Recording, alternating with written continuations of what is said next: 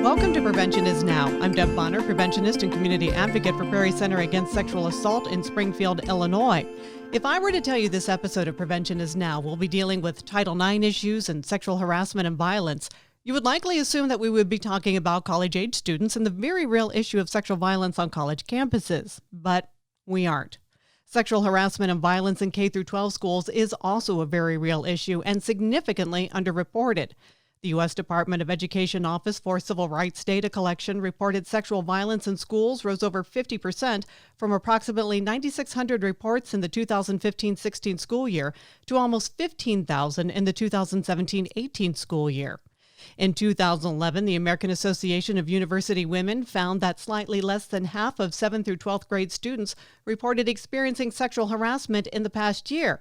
Yet only 21% of the corresponding schools reported having any allegations of sexual harassment at all. The disparity between these two numbers is a combination of factors. First, many cases of sexual harassment and violence go unreported by the survivor for a variety of reasons. However, not every state tracks the number of reports they do receive. Unlike colleges, who are required by the Clery Act to report issues of sexual violence, there are no such mandates for elementary or secondary schools. In fact, only 32 states, along with the District of Columbia, track sexual assaults. Complicating matters further, there is a lack of consistency on what acts constitute sexual assault, and states don't track consistently. An Associated Press survey of state education departments from fall of 2011 through spring of 2015 found that while some states require school districts to report any incident of sexual assault at school-sponsored events, many only reported incidents that led to certain types of discipline for the perpetrator, such as suspension or expulsion. In Illinois, the state education department does not collect data on student sexual assaults, though Chicago Public Schools keeps its own accounting. However, Illinois does require training aimed at preventing, reporting, or responding to student-on-student sexual assault. Another complicating factor is that many parents and kids are often unaware of the protections Title IX mandates for students in grades K through 12 in schools receiving federal funding. Additionally, it is more common for administrators at this level to be unaware of what their obligations are under federal law and often lack qualified Title IX coordinators. Ultimately, this leaves us with a serious lack of reliable data to fully understand the issue of what needs to be done to prevent sexual violence in our children's schools, and poorly trained staff in charge of whatever prevention efforts are currently in place. Joining us to help us better understand the full scope of the issue is Heidi Goldstein, the board chair for Stop Sexual Assault in Schools, a nonprofit organization that was specifically created to address sexual harassment and assault and K-12 students' rights. She is also a member of the Berkeley Unified School District Sexual Harassment Advisory Committee and an adult advisor to the student grassroots advocacy organization BHS Stop Harassing. Heidi, welcome to the show. Hi, Deb. Thank you so much for that lovely introduction. Now, as we get started, first, can you tell us what led to the formation of BHS Stop Harassing and what the students have been doing? Sure. First, understand that Berkeley High School is a four-year high school with 3,200 students. It's so big that students fall through the cracks, social, emotional, academic, and yet it is so small that there are few secrets. Juicy news travels at wire speed, and everyone has an opinion.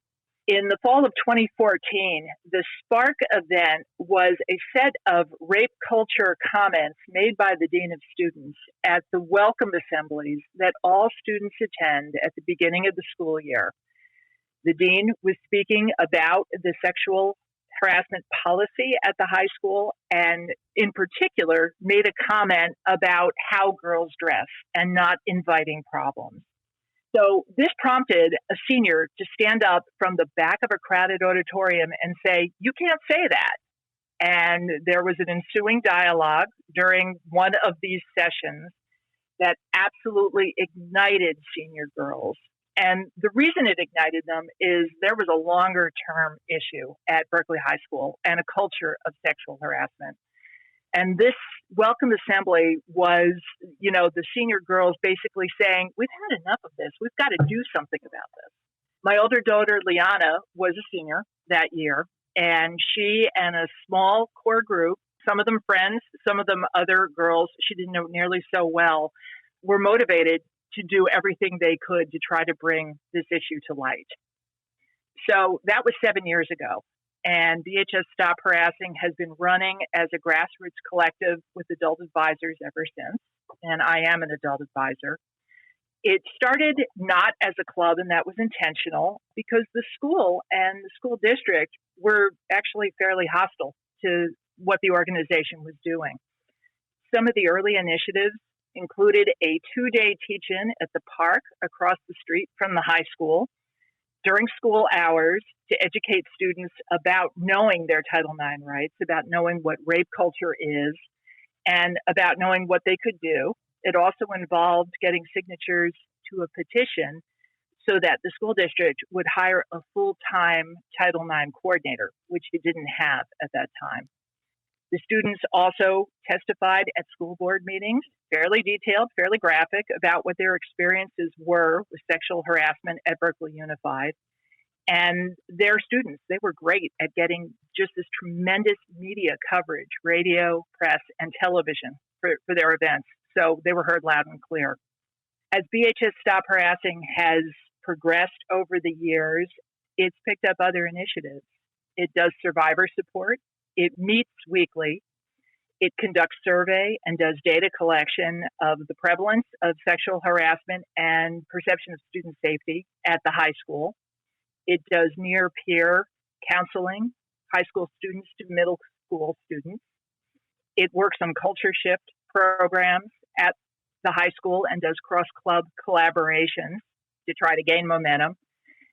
About 3 years ago, it started a very robust student education program for incoming ninth graders that talked about consent, sexual harassment, sexual assault, sexting, what the school's process was if something happened to a student.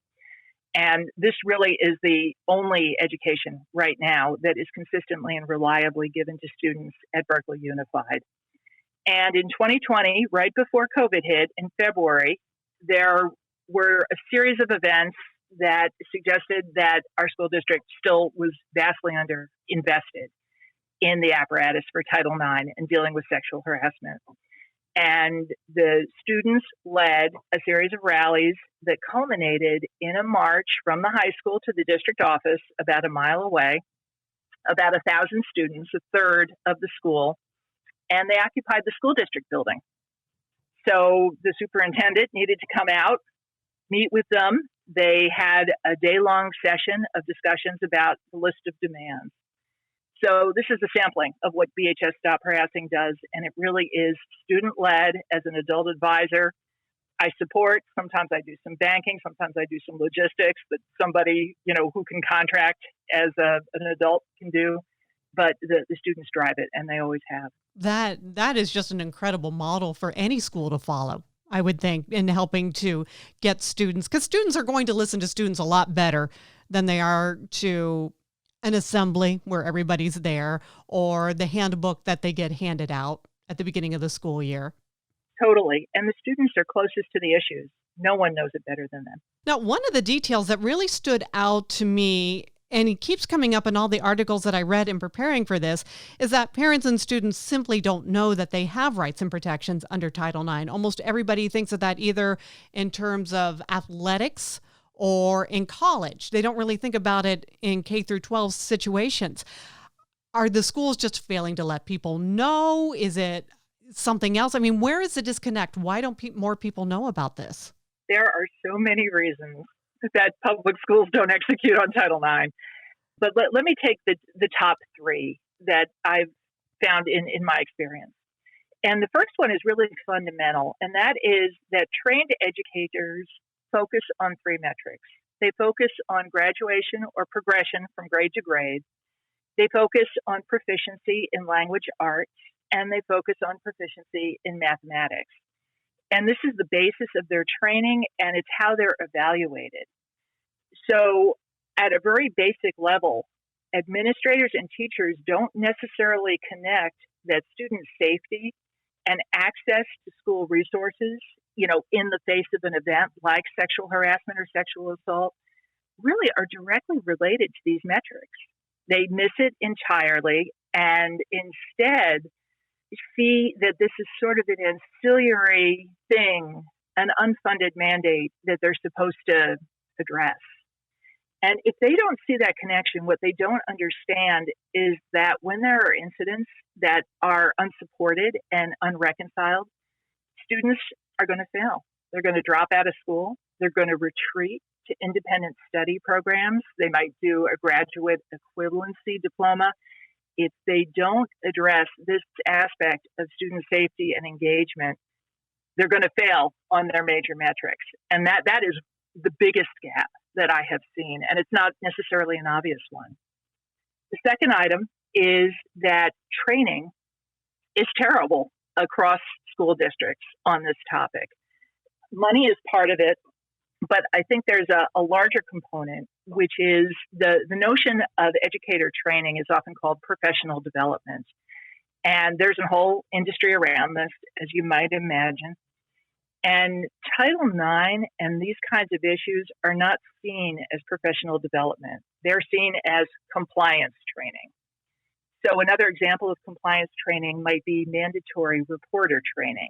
Every person who works at the school district is responsible for looking out for minor youth who may be abused or neglected and has an obligation to call in to the local authorities if they have a suspicion. And, mandatory reporting is serious, right? The online training that most school districts give is terrible. And I've taken it. I know this personally. It's about 20 minutes, and it's a check the box kind of training. So similarly for Title IX training, and Title IX is complex, right? If they do training at all, it is a check the box kind of compliance training. And it is very general, and it really doesn't speak to the specifics of how a particular school district might actually build and operate their Title IX apparatus to handle incidents. So that's another reason why school districts fall down. Nobody really knows how it works or what the process is. And thirdly, the issues are really messy and they're complicated. So while a school district probably has a policy about Title IX, state laws typically require it, many districts really don't invest in the infrastructure that they need to run a Title IX response, something that can investigate, that can adjudicate, that can remediate or correct. So when incidents arise, they sort of ad hoc the whole thing. So it's not a surprise that they're not explaining this to students, guardians, parents, the school community, because they don't really know the process themselves. A good way to evaluate as a parent or a member of the school community, if your school district has a process, is look at the parent-student handbook or look at the website to see how cohesive their description is. If it's a policy, sort of standalone by itself, not a good sign. There ought to be forms that show how to report. There ought to be some narrative. And it's a good way to do a very quick diagnosis as to whether or not a school district has it together at all. You can't really explain a process if you don't have an infrastructure to support it. And maybe what I'll add is a fourth one, because I can't resist it, which is there's a lot of complexity when issues of sexual harassment and assault happen. Some education code in some states sees it as a disciplinary problem, warranting a suspension or an expulsion.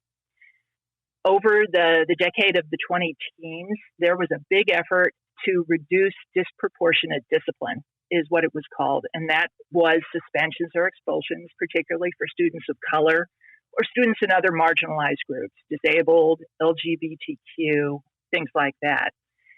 School districts really don't typically invest a lot of money in the kinds of climate programs or the kinds of restorative justice programs or dispute resolution programs that need to go hand in hand when there are issues of sexual harassment and sexual assault. And if you don't want to fall back to discipline, but you don't have any remediative programs, you just as soon ignore it. And often that's what happens. Now, Title IX is part of the Education Amendments Act of 1972. It's been in effect for almost 50 years. Despite the fact that Title IX is not new, the U.S. Department of Education Office for Civil Rights reports that sexual violence complaints filed against elementary and secondary schools increased over 200% between fiscal years 2010 and 2019. As these investigations and lawsuits were being filed, obviously scrutiny was also increasing. Why is this happening? Yet many K-12 schools are completely out of compliance. What are some of the biggest compliance issues you see, And beyond what you've already described, why do you think that these may be continuing to happen? So, Deb, I'd actually like to start by reframing the dynamic a little bit. Compliance is sort of an externally enforced obligation that is visited upon you. And most people really sort of bristle at having to comply. Nobody's given me any money to do it. I may not understand why I have to do it. And you are not the boss of me kind of dynamic starts to arise. It would be so much better if school districts understood that Title IX is actually a core pillar in their educational mission to ensure that every student is supported, that every student is deserving, and that every student receives the best possible education that school district can provide.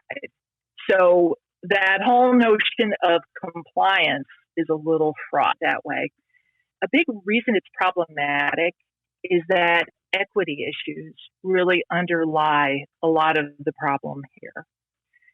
Any school district needs to ensure that all of its students are benefiting and that all of its students, especially marginalized groups, Black, Brown, LGBTQ, are supported and seen as deserving when something happens to them. And that doesn't always happen. And that is really a function of embedded bias that may exist at school districts. Some school districts are very aware of this and work very hard to address this. And others, don't care. Sometimes that bias is more based on athletics. In school districts where athletics are a big deal, this is a very common story. The football player assaults a cheerleader. This has actually happened at my local high school. And football matters, and the player is really good, and they don't want him to get in trouble, right? So, all of a sudden, this gets sidelined. So there are just any number of embedded biases in a school district that are going to guide how they handle their Title IX and where they think it applies and where it doesn't. I would say the last item, beyond bias, is also expense, right? This is not, guys, let's all put on a show. And people don't come to school districts with detailed knowledge about how to handle this. And it takes time and money to set up a Title IX office that is staffed by people who really understand the law, who have empathy and can work with students in a way that, students will come and report and seek out help. And again, this issue of discipline versus remediation or some other form of correction, most school districts haven't thought much about this and would prefer not to think about it. And when you consider it as a compliance issue, sexual harassment or assault happens and you've got to do something, when you don't have a clear vision as the administrator of a school district about what happens next, aside from, gee, I wish this weren't on my radar at all, the answer is nothing happens. And the students who are the survivors or the victims of this tend to get the short end of the stick and they tend to leave. Now, do you think that Title IX can even be an effective set of guidelines for schools to follow since it is so complicated? I mean, and you throw in the complications of all the changes that went into effect last year when Betsy DeVos and her administration made all of those changes. And now the Biden administration is promising to roll those changes back. So everything is in flux. And you're also dealing with such huge age ranges. I mean, you've got 6-year-olds all the way up to college students. And you're dealing with such very different dynamics. Would it make more sense, really, for elementary and secondary schools to really have their own unique set of guidelines and regulations? Well, in a word, yes. Maybe a little more broadly discussed. Title IX is such a special part of the U.S. Code. And in part of that is because its interpretation and its application have evolved radically since it was first established almost 50 years ago. Back in the old days, everyone thought Title IX was about equal investment in athletics. Girls should get equipment and they should get playing fields. And a lot of people still think that's what Title IX is. Catherine McKinnon, a legal scholar, started looking at this in the 1970s and writing about it. And it was really concretized in a legal case called Alexander versus Yale, which was in 1980, where Title IX became established as a lever for addressing really how sex discrimination worked in educational environments. And it started to become a law that could be used to say, hey, this is a problem and this needs to be fixed. So, great, that's at the college level, and, we start to establish that Title IX can apply. But it's also sort of a special law because it gives protections and remedies to all students, and that includes minors, as you pointed out. And they are a constituency that has such different support needs across a wide range of age and agency, right? You can find some very sophisticated middle schoolers, and you can find some very juvenile high schoolers. And they all have to deal with the same issues when there is a problem of sexual harassment or assault. They have to come forward. They have to feel comfortable enough to come forward. They have to be able to tell their story. They have to sort of manage their affairs while this is being investigated. And for a kid at middle school, a student at high school, this is really tough because you're changing classes. You're possibly seeing that person who, assaulted you. You are dealing with retaliation. And make no mistake, at the high school level, at the middle school level, social retaliation is alive and well. The news travels fast. Everyone has an opinion. Everyone takes a side. And it's really ugly. So it's problematic that Title IX is structured in such a way that it doesn't address those things at all. And it could, structured differently. Another problem is that Title IX is really sort of a quasi-criminal procedure. And this was really embedded in the August 2020 regulations that the Department of Education under Betsy DeVos put forward.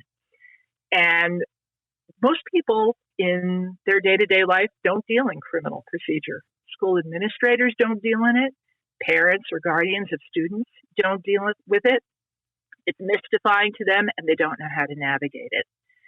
So, yes, the complexity of Title IX and these issues that sit for K-12 populations totally calls for a revamp of those regulations.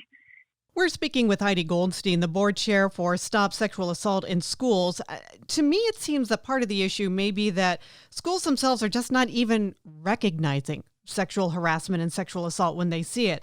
It's written off as bullying, it's written off as kids being kids, or simply even denying the fact that it happened. Oh, kids are too young to be acting like that.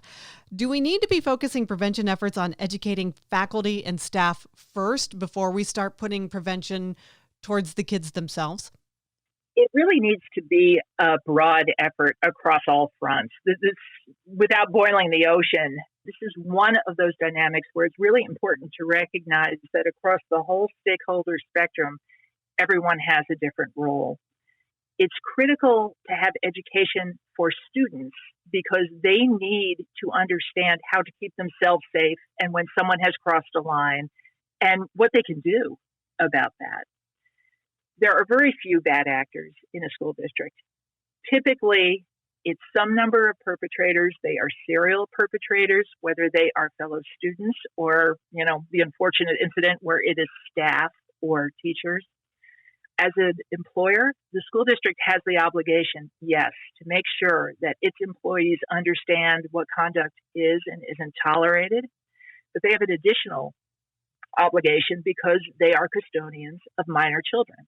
And they also need to educate their employees about how to keep those minor children safe. So it's a two-parter, students and employees of the school district. And again, because students are minor children typically, they have parents and guardians. And you've got an obligation to make sure the parents and guardians understand how this works, what protections the school provides, and what processes the school has when something goes wrong. You really need to hit them all at the same time. I'm going to throw you a curveball here.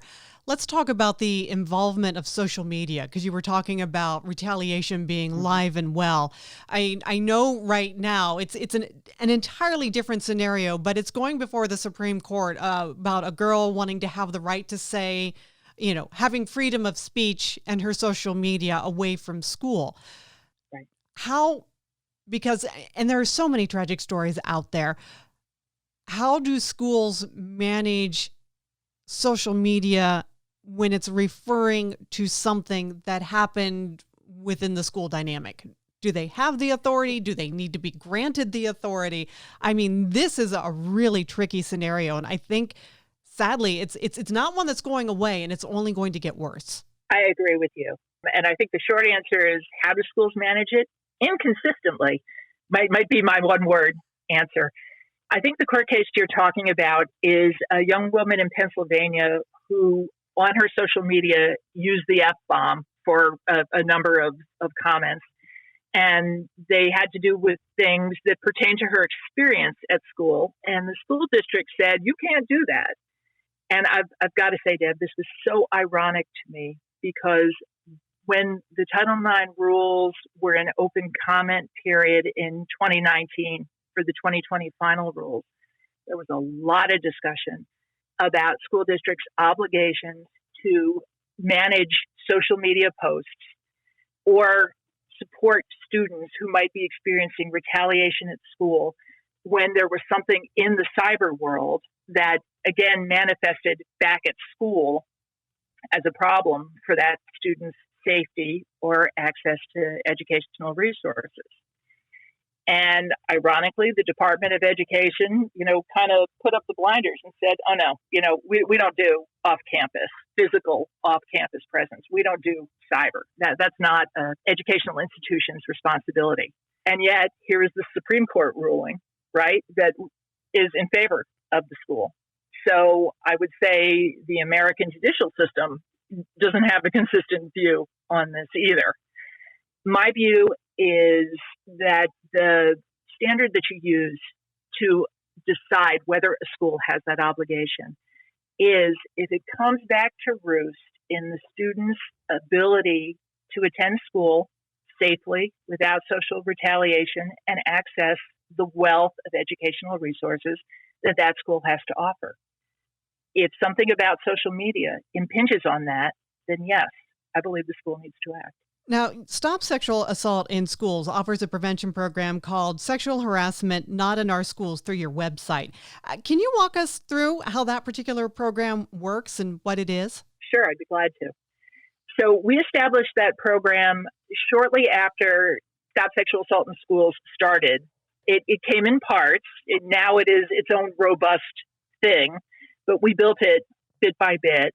And I think probably in 2016 is when the bulk of it was assembled. So it's been around now for several years. It is, sometimes I call it activism in a box. The idea of this is it is a set of free materials that were developed so that youth in particular and their allies, who may be adults, who may be other youth, can really understand what is sexual harassment at school in an educational environment, and what can you do about it if you're concerned about it or you have it at your school. So it is multimodal. It's got videos. It's got an activist guide for youth. It has an activist guide for adults. It has surveys. It has template documents that you can use to write to administrators about various concerns. It certainly doesn't cover every possible circumstance, but it is a way for someone who is just sort of starting their inquiry into, hey, what can I do about this? To look and say, wow, there are definitely some areas of focus. There are definitely some concrete steps. And Stop Sexual Assault in Schools also offers basically our collective expertise in supporting students, youth, advocates who want to start addressing these issues. So it certainly doesn't cover all cases, but it's a great place to start. We also provide and have built since that time a series of toolkits that are also on our website that really help people understand or sort of get a grip on what are the issues around a variety of different topics. So, for example, we have one that is about how to gather information about a school district's Title IX policy. Another is a Title IX compliance checklist. A different one is what to do if you experience sexual harassment or assault at the hands of a student, at the hands of a school employee. So really, there are several that have come out of that since.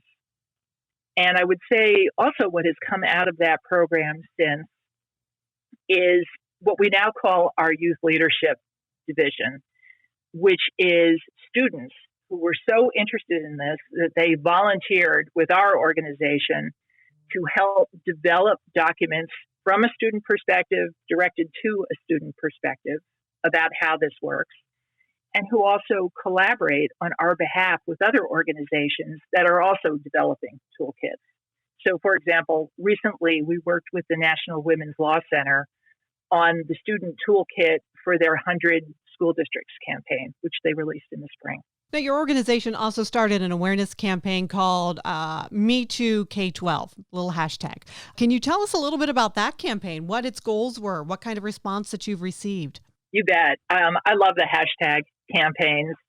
And for youth in particular, social media hashtag campaigns is frankly how you reach them most effectively.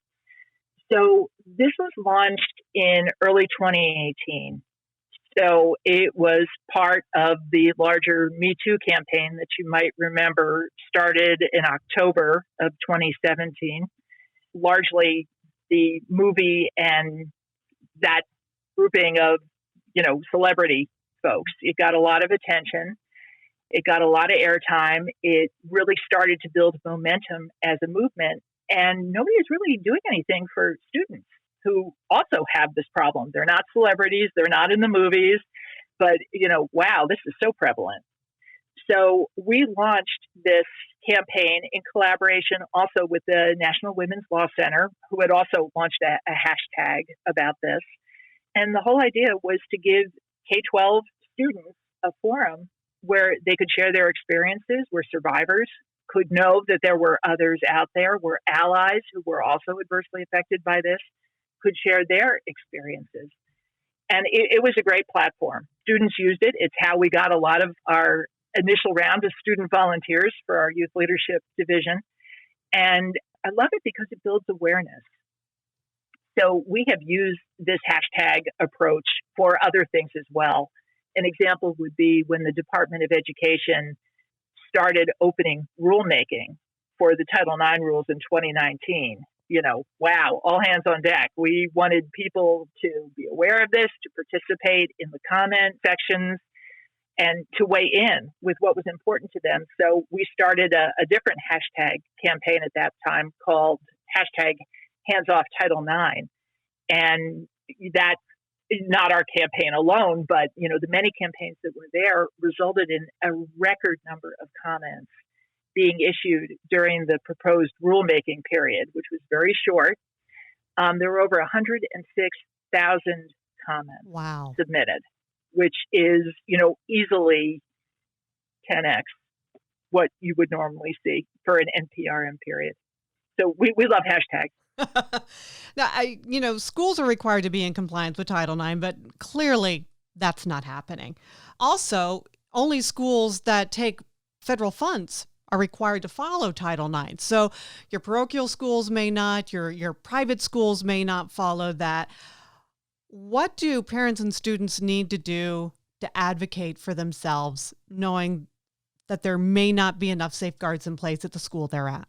There's a lot they can do. And, fundamentally, what parents, guardians, students, anybody who's in an educational environment needs to remember is that school is there to provide student-centered services to them. And some of those are academic, and some of those have to do with safety, and some of those have to do with, the richness of other athletics or arts opportunities that schools offer. So coming to it and remembering that demanding oversight and demanding accountability is a 100% acceptable way to approach it. This is not a system you have to conform to. This is a system that needs to serve you or serve your student. So what can parents and students do? One is, I think, make sure that they've got a real close read on what their PTA is doing and leveraging that platform for education. It's also a great platform to ensure that there is dialogue with either the site administrators, the principals, or school administration about what are the policies and practices at the school.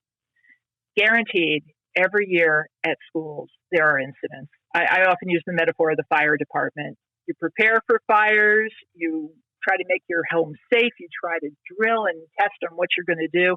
And every year there are fires, right? So every year we're going to have incidents. So that PTA platform is sort of the agreed upon sanctioned vehicle that is used for a lot of that dialogue and conversation. So absolutely need to make strong use of that. Student groups are super powerful in this respect, and especially when they collaborate with one another as the voice of the student. Administrators will often try to quash, quote unquote, troublemaker students who bring up issues, who ask questions, who show up at school board meetings and ask, why is this? Or talk about things that are embarrassing, if you will. And when it's one student, typically they can silence that student. When the students show up together en masse, they can't. They can't. The optics are wrong. It looks bad, and they typically won't try it. And the students are articulate. They know what's wrong, and they know what was done and what wasn't done, and they know what they want, and they're good about asking for it. So those student affiliations are important. A third thing I'll mention is a sexual harassment advisory committee type structure. Where I am in Berkeley, California, this came about because of a settlement, actually, from a long ago lawsuit. But the concept was that you had input from broadly described community members. So these were stakeholders at the school. These could be teachers.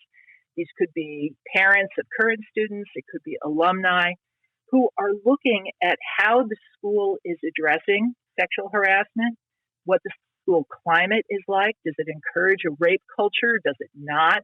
Does it have processes? Do staff and students know it?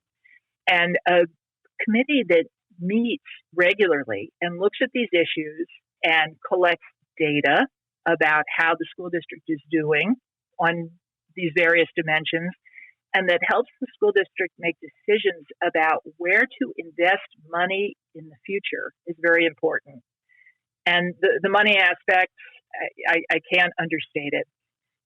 Most school districts don't have a line item in their budget called Title IX infrastructure. If there was one change I could make in the rules, it would be that they have to have that one line item. Public schools, because they receive federal funds under Title IX, it could be a possibility to make sure that they really are investing appropriately. Private schools is a different matter. It's a little more problematic. They don't receive federal funds. Although recently under COVID, with all of the CARES Act and various recovery and relief funds, many of them actually have received federal funds. So if someone is at a private school, it's worth looking into that, because if they have received, for example, Paycheck Protection Act funds, that school is subject to Title IX. There's going to be a lot of very surprised schools right about now. Oh, for sure, because the resistance is strong. And that actually, interestingly enough, also includes parochial schools who have applied for this. I would say probably the last point of leverage for students, parents, et cetera, every state has a state superintendent of education. And again, this is state government. It's not federal government. Some things work a little differently. But the obligation of that office is to make sure that for compulsory education, students come to school, that they're educated, that they gain proficiency, that they graduate. And back to our earlier point that we discussed, if schools are losing students because they don't handle issues of sexual harassment, this is a concern for that state agency, that state superintendent. And I would really love to see state superintendents doing more to ensure that these dynamics are managed. Well, I feel like we've just barely even scratched the surface of this topic. But before we wrap things up, where can people go to find out more about Stop Sexual Assault in Schools, your organization, and the work you're doing, and then also other sources for Title IX issues and similar things? So to find Stop Sexual Assault in Schools, which is a mouthful, you can actually just enter into your browser ssais.org and you'll get to our website. And if you want to send us an email, it can be info@ssais.org. That's a good way to get to me. There are so many other sites that I look at, but I'll share a few that I think are especially useful. For students who have experienced sexual assault and are ready to take the legal route, they feel like they have tried to get their school to make it right, their school hasn't made it right. Equal Rights Advocates is an organization in San Francisco that does a lot of litigation on behalf of students with issues that they think can really make an impact and start to change what the laws are. And they do it through litigation at the local level. Their website is equalrights.org. Great organization to know about. The National Women's Law Center covers a range of issues, including more and more student K-12 issues. And their site is nwlc.org. And there is a brand new website that has actually been started by a Stop Sexual Assault in Schools alumnus who has started her own nonprofit. And it's called Movements for Violence Prevention. And it is also aimed largely at high school students, high school and college. Its website is mvp.us. And it's a great site to move students to activism. We'll be sure to put links to all of those in this show's description. Heidi Goldstein with Stop Sexual Assault in Schools, thank you so much for joining us. Deb, it's been my pleasure. Thank you for having me. This has been Prevention is Now. I'm Deb Bonner, preventionist and community advocate for Prairie Center Against Sexual Assault. If you would like more information or have questions about this program, you may call our offices at 217-744-2560, or you may email me at dbonner@prairiecasa.org. Prairie Center Against Sexual Assault supports children and adult survivors of sexual violence through counseling and legal and medical advocacy in 11 central Illinois counties. Prairie Center offers coaching boys into men for male high school and college athletes, bringing in the bystander training for college campuses, and sexual harassment prevention training for businesses and organizations in our area. Our main office is located in Springfield, Illinois, with satellite offices in Jacksonville and Taylorville, Illinois, and you can find out more about our services at our website at prairiecasa.org. This program is supported by a grant from the Illinois Department of Public Health and the Illinois Coalition Against Sexual Assault. Points of view or opinions contained in this program are those of Prairie Center Against Sexual Assault and our guests, and do not necessarily reflect the official positions or policies of these grantors. Thank you for listening.